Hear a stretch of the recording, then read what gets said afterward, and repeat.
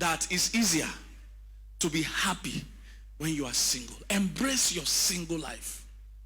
See it as a God gave that gift to you for you to develop yourself. Ask any married person.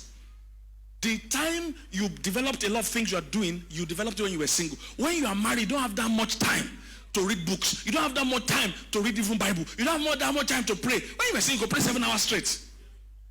Now that you're married with children, every 7 minutes, either your children are interrupting you or your spouse needs your attention. Embrace your singleness. I'm begging you. Embrace it. It's a blessing you should embrace, not a curse you should detest. It's okay to desire marriage, but it's better to be prepared for it. Did you hear that? I say it's okay to desire marriage, but it's better to be prepared for it. It's important to desire it. It's importanter to be prepared for it. Many just decide, I want to marry. I want to marry. Have you read any book? No. Have you attended a seminar? No. What have you learned? Nothing. I just want to marry. You will make a mess of it. Like this thing I'm sharing with you is part of why many marriages struggle. There are 3 stages in every relationship or marriage.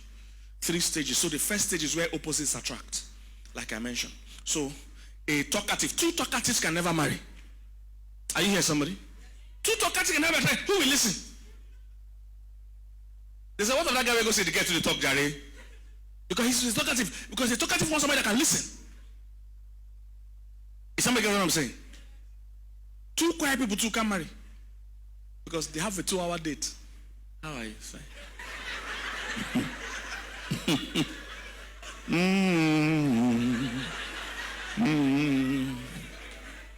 Do you want anything? Say no, nothing. Thank you.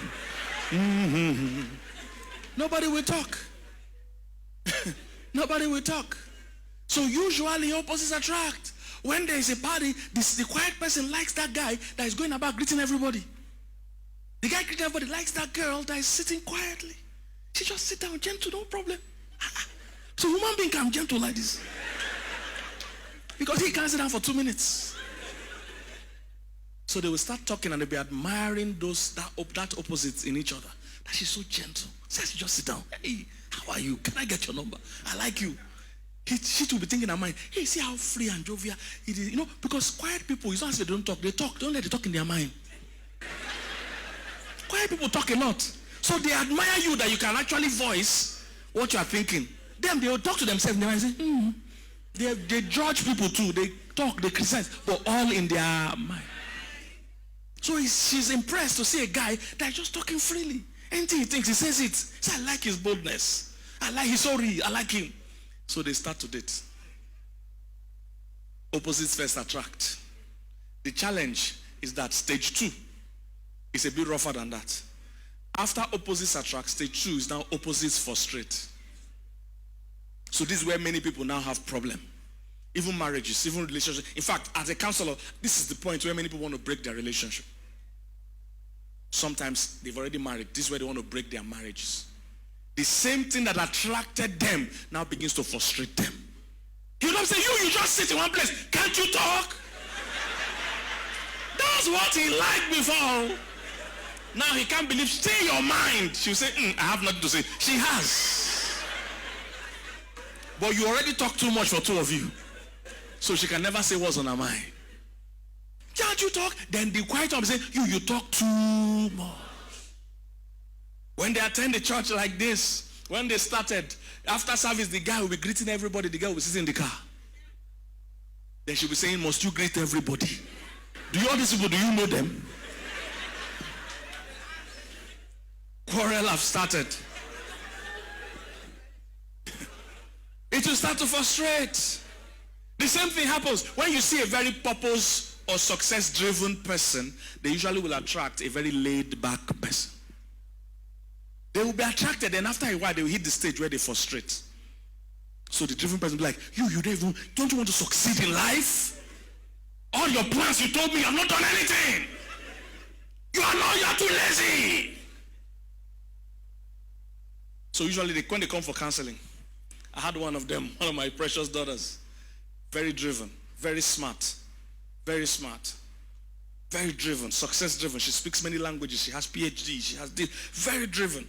And she was in a relationship. And she got to a stage, she was like, this guy is too laid back. He's too gentle. I don't think it will work. I say it will work. This is the only thing that can work for you. If two purpose-driven, highly driven people marry, they will not know where their children are. They will be meeting at the airport, going to different places. Where are you? Where are the children, Sam? I thought they were with you. They're not with me. Where are the children? If two strong-willed people marry, they will be struggling for the steering. Quarrels every day. When one laid-back person marries a driven person, there's no argument. It's easy to manage. I said, this is the exact person you would attract and the exact person you should marry. As long as the person has a job, is basic, contributes basic things, marry them. In everything in life, opposites generally attract. Whether it's magnetic, physics, any other thing, opposites generally attract. You will never see similar things attracting anywhere. Is somebody getting this? So, stage 1, opposites attract. Stage 2, they begin to frustrate. We counseled somebody like that. The guy is very driven. The girl is very laid back. They were in love. Then they reach frustrate stage. And the guy be like, she's too laid back. All her dreams she gives me, she has not done anyone. We have to now begin to coach them. Because managing that stage is very crucial. When you manage that stage well, you enter the third stage. And that's the beautiful stage. The third stage is where opposites exchange. You actually exchange. But many people never make it to that point. Because from the frustrate stage, they begin to drift apart. If they are married, if they don't divorce, they will just not be close again. If they are dating, they usually will break up. If you can pass through the frustrate stage, you will make it to the exchange stage. And that is the beautiful stage. When there is exchange. That marriage is actually like a dance. It's actually like art. Hope you know that at the beginning, the two people were one. Then God separates them, then brings them back together to become one. In Genesis 5 from verse 1, you see where they said God made them Adam. So they were one together from beginning. And when God says it's not good for man to be alone, what it meant is that it's not good for man to be all in one. So he first separated them, then brought them back together again.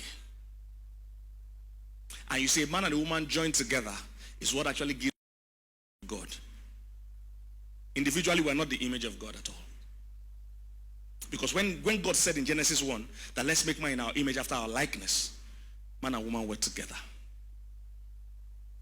He said he blessed them. That's what he said. And told them, be fruitful. One person can't be fruitful. He blessed them. That's what he said in Genesis 1. Is somebody getting this? So they were one together. He separated them because he took woman from the man. Then he allowed them now come back together willingly. And that will require intentionality.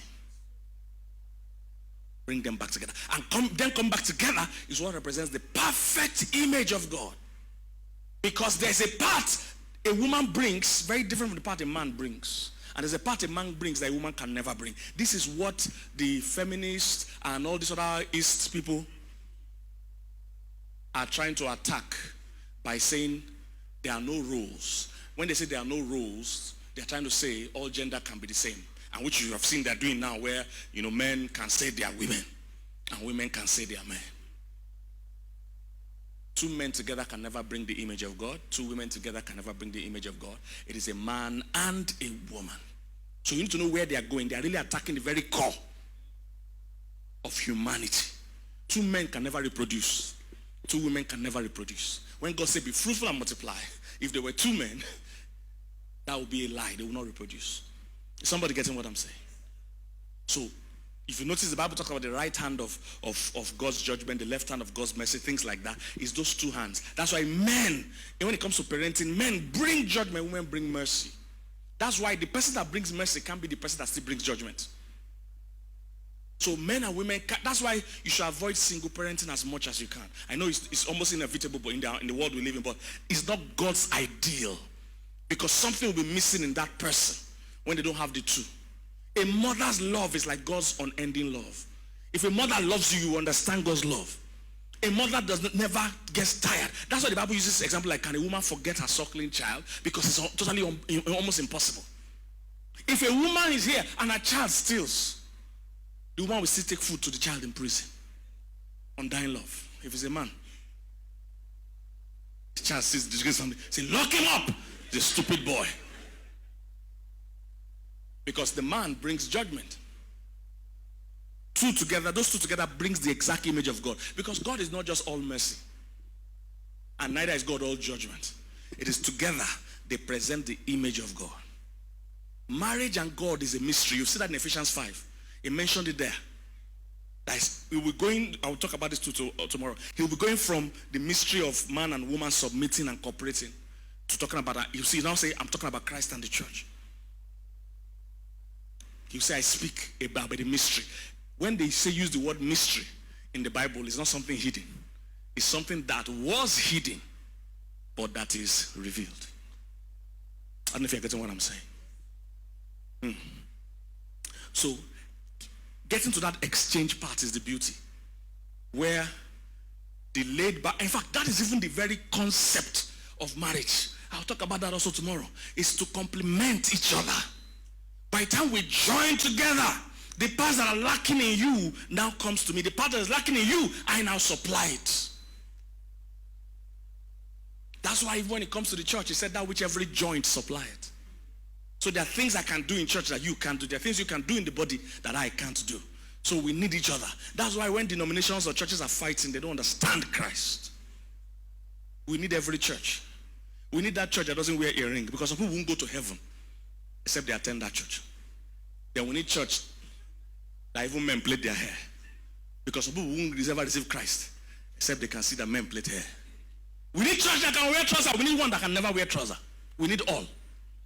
The more you think your own is superior to that person's own, you have missed it. I don't know if you get what I'm saying. We need church that like music. We need the ones that don't like music. We need churches that laugh and the ones that frown.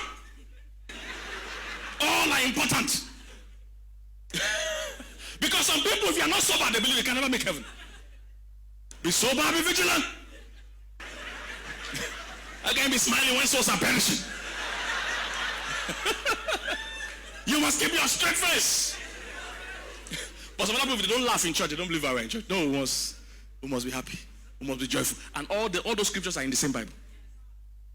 So you can't use your own to cancel another person's own.